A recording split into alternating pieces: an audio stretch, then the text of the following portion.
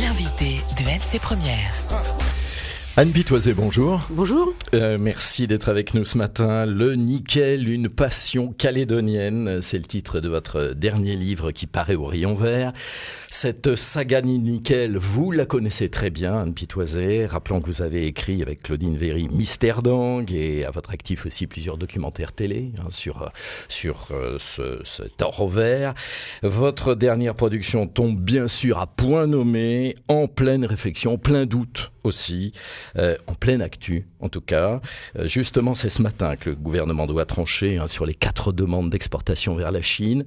Le long bras de fer auquel on assiste, et notamment depuis août dernier, va-t-il cesser, d'après vous? L'avis du Congrès va-t-il, selon vous, être respecté? Alors, je ne pourrais pas préjuger des décisions qui vont être prises au gouvernement.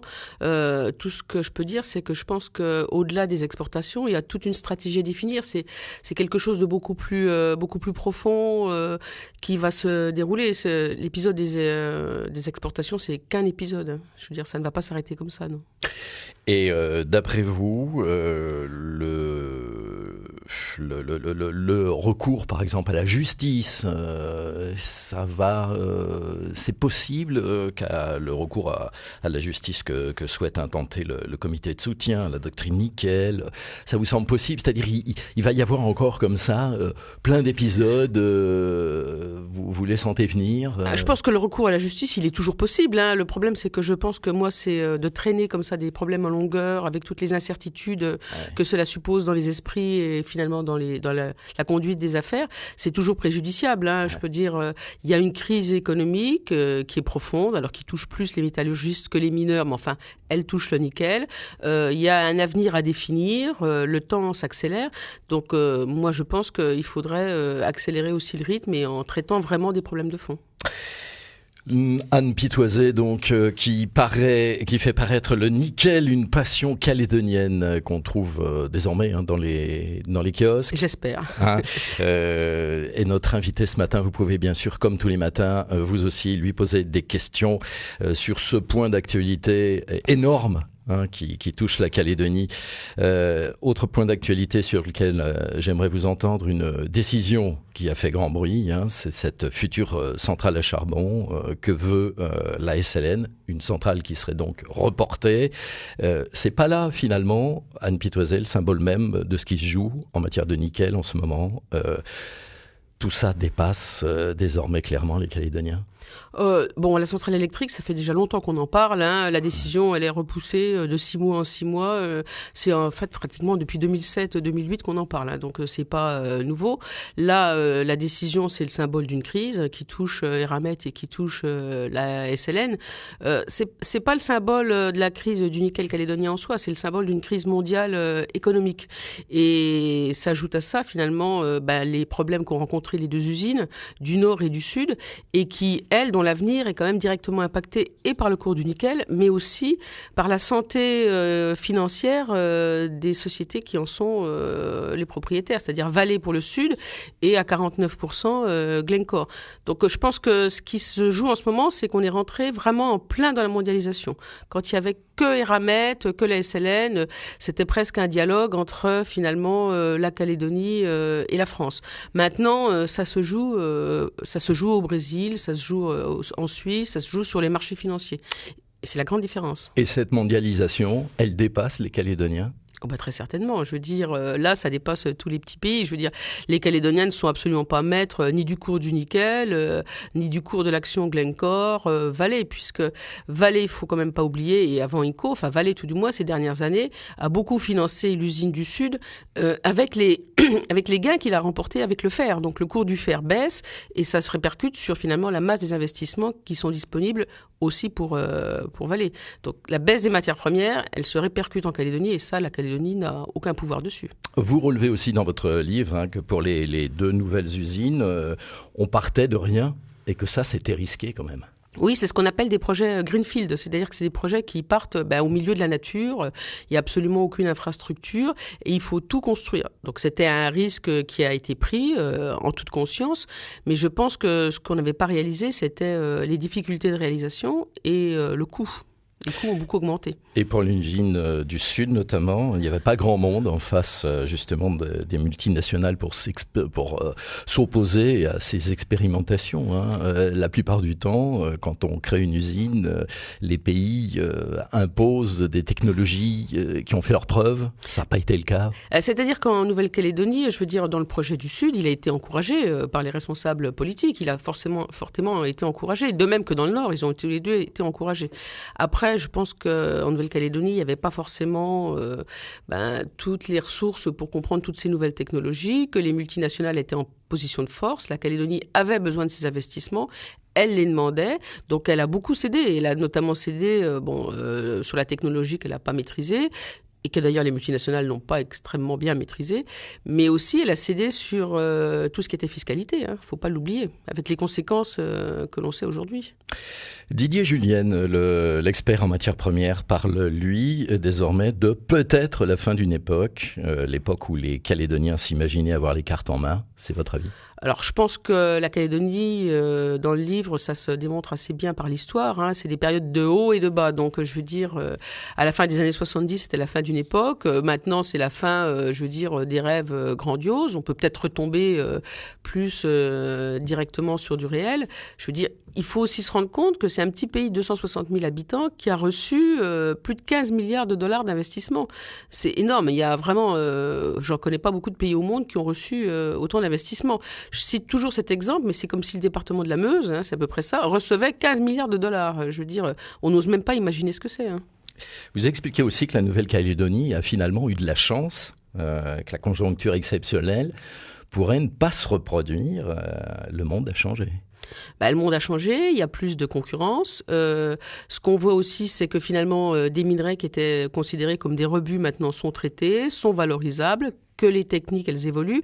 Et surtout qu'il y a des pays, par exemple, comme la Chine, bientôt l'Indonésie, on peut imaginer l'Inde, qui vont pouvoir faire fonctionner ces technologies avec des plus petits minerais. Donc il y a un avantage géologique à la Nouvelle-Calédonie, mais après, on rentre dans une concurrence, une compétition de coûts. Et c'est là, à mon avis, où le bas blesse.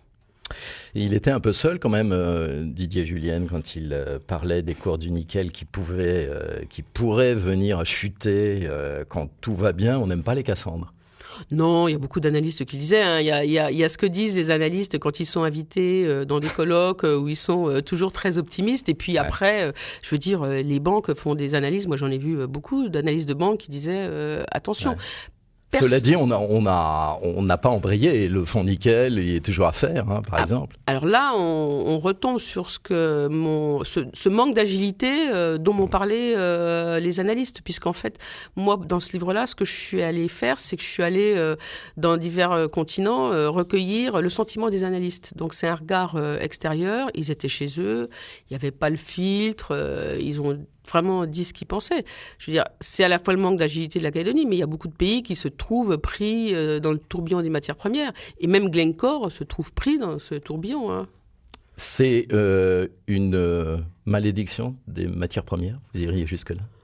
Non, parce que la malédiction des matières premières, c'est en économie, c'est une théorie où on dit qu'on est complètement focalisé sur le nickel. Donc je pense qu'en Calédonie, on est focalisé dans ses têtes sur le nickel, mais qu'il y a quand même d'autres secteurs économiques. Et si j'ose dire, le premier secteur économique, enfin, c'est l'État, c'est les financements de l'État. Donc c'est pas la malédiction des matières premières. Ce qu'il faut, c'est que maintenant, il faut essayer de sortir de sa tête le tout nickel. On a vécu une période exceptionnelle, des investissements exceptionnels, quand même une abondance de richesses. Et justement, on me faisait remarquer que souvent ici, en Calédonie, on employait des termes bibliques pour parler du nickel. C'est-à-dire qu'on parle d'une manne. Donc une manne, par définition, c'est quelque chose qui tombe du ciel, quasiment sans rien faire.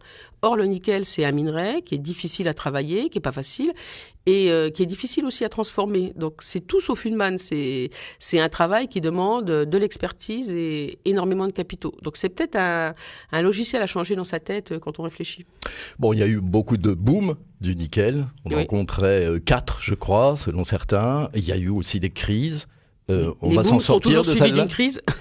Oui, je pense que parce qu'il y a beaucoup d'éléments. Je veux dire, la Calédonie, c'est un pays structuré, qui a des infrastructures. Ce qu'il faut, c'est arriver à investir efficacement dans d'autres secteurs. C'est là où on s'en sortira, cette condition. Alors, votre livre, Anne Pitoiset, c'est l'histoire du Caillou Vert, c'est aussi des portraits de communes, des portraits de communes qui sont associés au nickel, bien sûr. Ça, c'est plutôt original. En fait, je voulais donner divers regards sur le nickel. Donc, je voulais donner un regard historique parce que ça explique beaucoup de choses. Après, je voulais donner un regard humain, c'est-à-dire que j'ai fait une galerie de portraits. Puis, je voulais aller voir comment est-ce qu'on vivait le nickel en Calédonie dans diverses communes, parce que je pense qu'on ne vit pas le nickel pareil à Yaté qu'à Poum, par exemple. Et donc, je suis allée dans quelques communes voir comment est-ce qu'on vivait. Et ça, c'était quand même assez intéressant. Et après, j'ai fait une partie stratégique où je suis allée, je suis allée à Singapour, à Londres, au Canada, voir ce qu'on pensait du nickel. Et vous en parliez, c'est aussi des portraits de personnages, hein, des hommes et une femme. Une femme, Jeannine Descamps, oui, bien sûr, oui, puisque c'est la seule femme vraiment qui a eu des hautes responsabilités, qui a été négociée avec les Japonais. C'est une personnalité extrêmement intéressante, avec un regard sur le nickel qui, des fois, détonne un peu. Donc oui, il fallait absolument la mettre dans ce livre. Un bouquin qui fait part belle aussi à ce que j'ai envie de dire, une partie très pratique pour essayer de comprendre. Il y a eu le rapport Syndex de Luçoin en juillet, qui faisait aussi un zoom et une grosse loupe sur tout ce domaine du nickel. Il y a visiblement besoin de comprendre, vous le sentez, ça, chez les Calédoniens? Oui, parce que je pense qu'on ne maîtrise pas beaucoup les termes techniques. Donc, j'ai fait, entre guillemets, quelque chose, une partie qui s'appelle presque le nickel pour les nuls, quoi, où on explique comment calculer une teneur, à quoi ça correspond, les différents minerais. Et je pense que ça donne des éléments de compréhension. Donc, je les ai mis en dehors pour ne pas entraver la lecture. Mais je pense que c'est nécessaire, et parce que moi, je donne des cours à l'université, et je vois bien que les étudiants, ils ne savent pas vraiment de quoi on parle. Jolie photo aussi, certaines originales, enfin certaines qu'on a sans doute jamais vues. Oui, il y a eu un gros travail d'iconographie qui a été effectué par un photographe Mathurin Derel. Et en fait, il y a notamment les familles Balland et Montagna qui ont accepté de confier des archives personnelles qu'on n'avait jamais vues, qui sont très belles et que j'ai essayé de mettre en valeur dans le livre. Le nickel, une passion calédonienne, c'est votre passion, Anne Pitoiset? Oui, bien sûr, oui. C'est en vente donc désormais au rayon vert. Le nickel, une passion calédonienne. Merci Anne Pitoiset d'avoir été avec nous ce matin. Merci de m'avoir invité. On retrouve Bruno Ruvière pour la suite de Matin Première.